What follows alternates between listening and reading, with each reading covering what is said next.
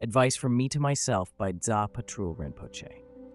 Think of me, Vajrasattva, you who remain unmoved within the manifest display that is Mahamudra, pure bliss emptiness. Listen up, old bad karma patrol, you dweller in distraction. For ages now, you've been beguiled, entranced, and fooled by appearances. Are you aware of that? Are you? Right this very instant, when you're under the spell of mistaken perception, you've got to watch out.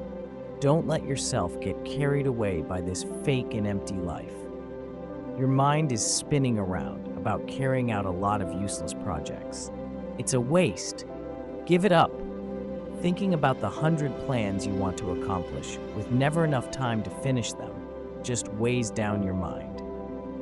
You're completely distracted by all these projects which never come to an end, but keep spreading out more like ripples in water.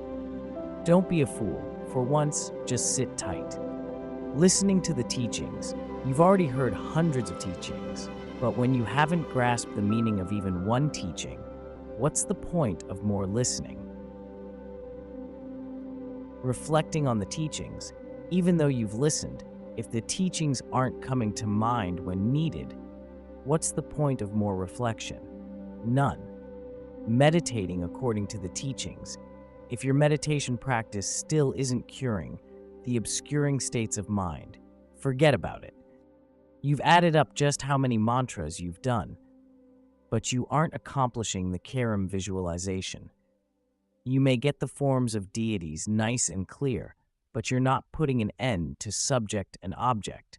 You may tame what appear to be evil spirits and ghosts, but you're not training the stream of your own mind. Your 4 fine sessions of sadhana practice, so meticulously arranged, forget about them. When you're in a good mood, your practice seems to have lots of clarity, but you just can't relax into it. When you're depressed, your practice is stable enough, but there's no brilliance to it. As for awareness, you try to force yourself into a Rigpa-like state, as if stabbing a stake into a target. When those yogic positions and gazes keep your mind stable only by keeping mind tethered, forget about them. Giving high-sounding lectures doesn't do your mind stream any good. The path of analytical reasoning is precise and acute, but it's just more delusion, good-for-nothing goat shit. The oral instructions are very profound, but not if you don't put them into practice. Reading over and over those Dharma texts that just occupy your mind and make your eyes sore, forget about it. You beat your little Damaru drum, ting, ting, and your audience thinks it's charming to hear. You're reciting words about offering up your body, but you still haven't stopped holding it dear. You're making your little symbols go cling, cling, without keeping the ultimate purpose in mind. All this Dharma practice equipment that seems so attractive, forget about it. Right now, those students are all studying so very hard, but in the end, they can't keep it up. Today, they seem to get the idea, but later on, there's not a trace left. Even if one of them manages to learn a little, he rarely applies his learning to his own conduct. Those elegant Dharma disciples, forget about them. This year, he really cares about you. Next year, it's not like that. At first, he seems modest, then he grows exalted and pompous. The more you nurture and cherish him, the more distant he grows. These dear friends who show such smiling faces to begin with, forget about them. Her smile seems so full of joy, but who knows if that's really the case? One time, it's pure pleasure, then it's 9 months of mental pain. It might be fine for a month, but sooner or later, there's trouble. People teasing, your mind embroiled, your lady friend, forget about her. These endless rounds of conversation are just attachment and aversion. It's just more goat shit, good for nothing at all. At the time, it seems marvelously entertaining, but really, you're just spreading around stories about other people's mistakes. Your audience seems to be listening politely, but then they grow embarrassed for you. Useless talk that just make you thirsty, forget about it. Giving teachings on meditation texts, without yourself having gained actual experience through practice is like reciting a dance manual out loud and thinking that's the same as actually dancing.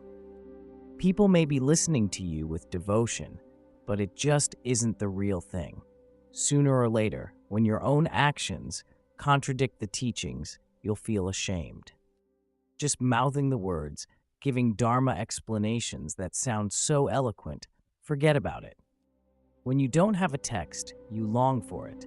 Then when you've finally gotten it, you hardly look at it. The number of pages seems few enough, but it's a bit hard to find time to copy them all. Even if you copied down all the Dharma texts on earth, you wouldn't be satisfied. Copying down texts is a waste of time unless you get paid, so forget about it. Today, they're happy as clams. Tomorrow, they're furious.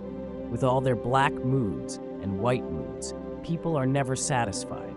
Or even if they're nice enough, they may not come through when you really need them, disappointing you even more. All this politeness, keeping up a courteous demeanor, forget about it. Worldly and religious work is the province of gentlemen. Patrul, old boy, that's not for you. Haven't you noticed what always happens? An old bull, once you've gone to the trouble of borrowing him for his services, seems to have absolutely no desire left in him at all, except to go back to sleep. Be like that. Desireless. Just sleep, eat, piss, shit. There's nothing else in life that has to be done. Don't get involved with other things. They're not the point. Keep a low profile. Sleep. In the triple universe, when you're lower than your company, you should take the low seat. Should you happen to be the superior one, don't get arrogant. There's no absolute need to have close friends. You're better off just keeping to yourself. When you're without any worldly or religious obligations, don't keep on longing to acquire some. If you let go of everything, that's the real point.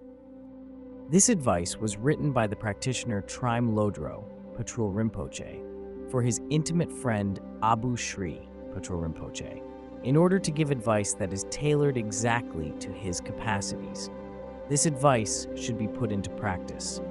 Even though you don't know how to practice, just let go of everything. That's what I really want to say. Even though you aren't able to succeed in your Dharma practice, don't get angry. May it be virtuous.